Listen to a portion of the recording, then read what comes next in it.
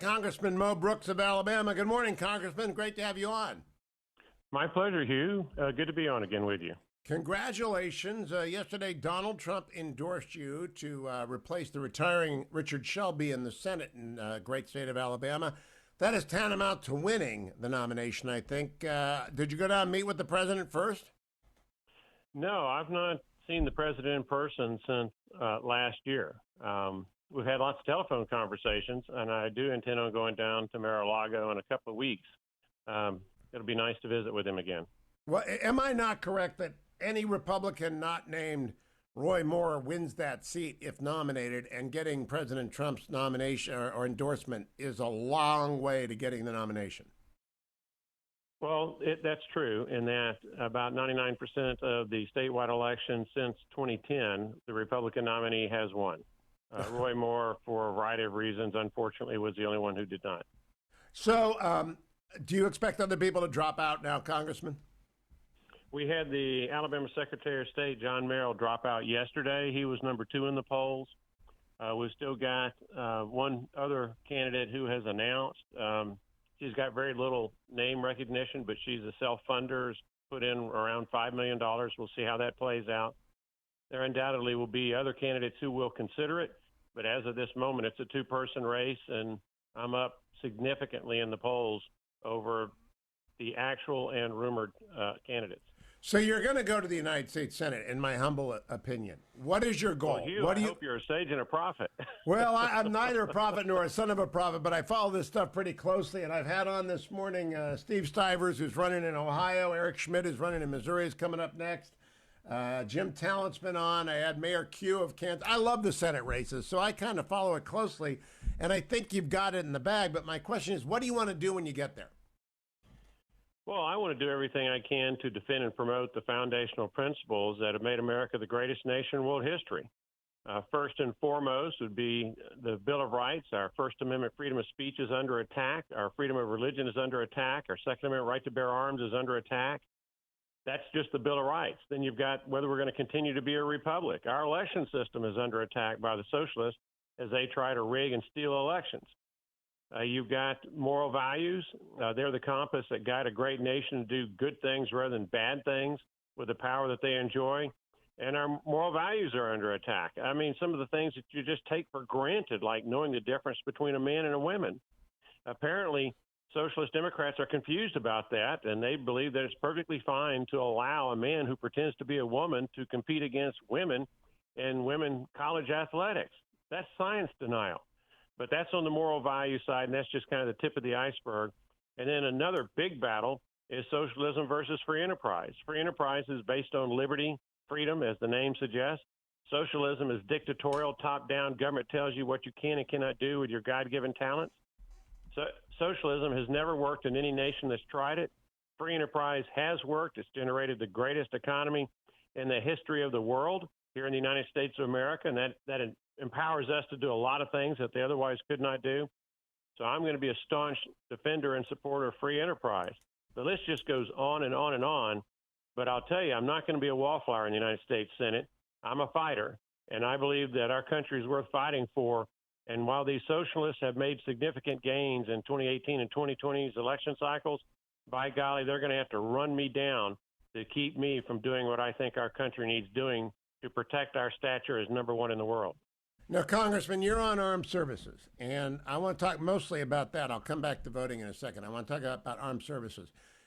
Can you persuade 2 or 3 of your colleagues across the aisle that if they're going to pass another couple of $1 trillion in so-called infrastructure spending, that we at least put some into shipbuilding and port construction and the defense of the United States, because we spent $6 trillion this year, and not a penny of it's been for defense spending?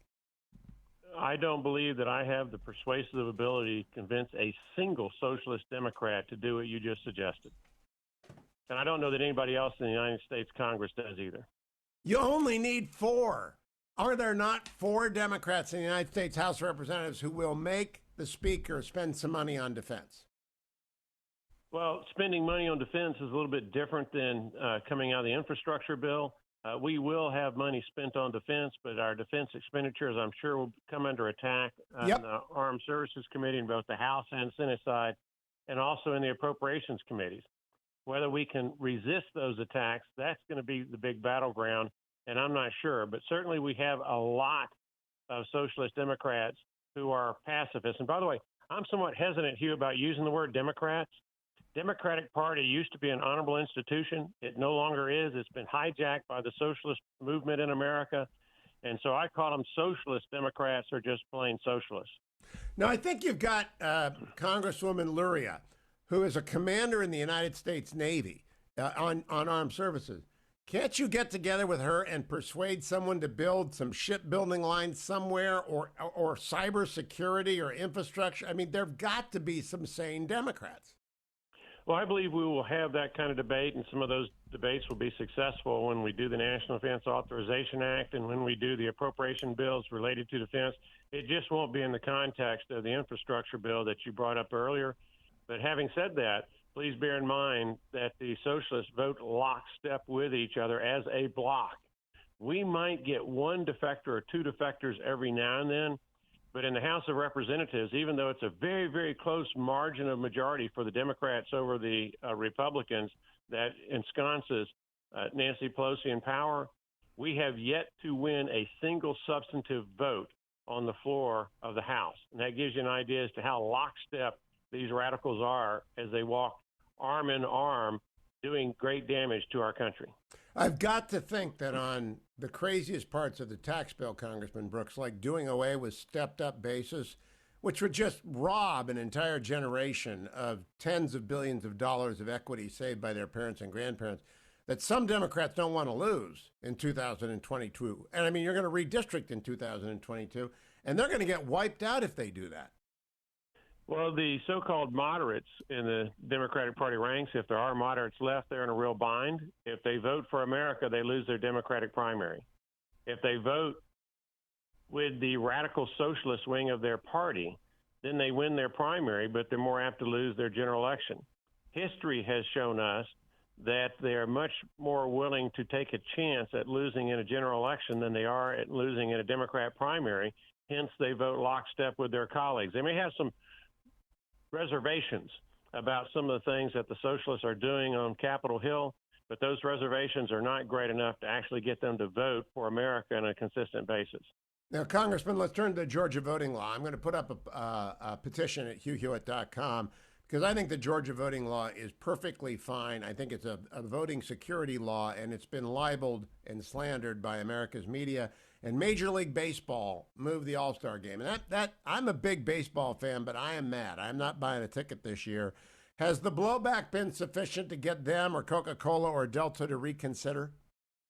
I hope so. But what we as Americans have to understand is that the socialists have been very adept and very adroit at using their threatened boycotts and other extortionist means to cause businesses to side with socialist policies, even when the business owners abhor what they're doing.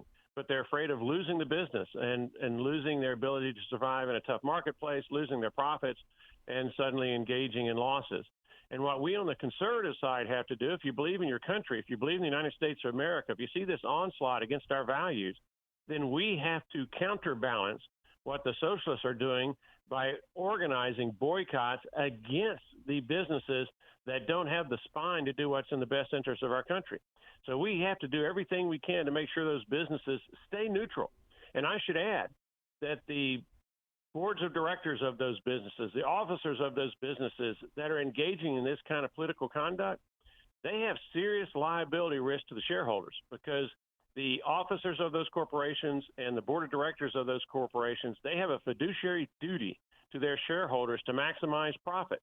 And when they engage in these political activities, they are shirking their fiduciary duty to those shareholders.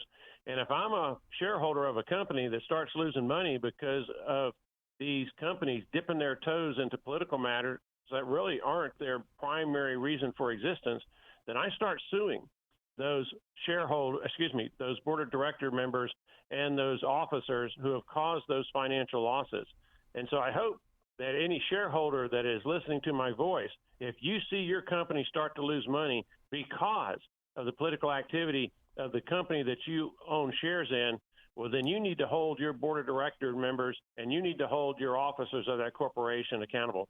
And if I could, Hugh, just 1 second, I know we're about to run out of time. If you want to help me win the Senate race, put a strong conservative voice, a principled conservative in the United States Senate, go to mobrooks.com. Real easy to remember, mobrooks.com. I need your help. No, I'll consider doing that, Congressman, and telling it over and over again. If I can get an admission from you that the SEC is a cartel that ought to be broken up, and they own the referees, and that's why Ohio State doesn't get past them. Can we get that admission from you?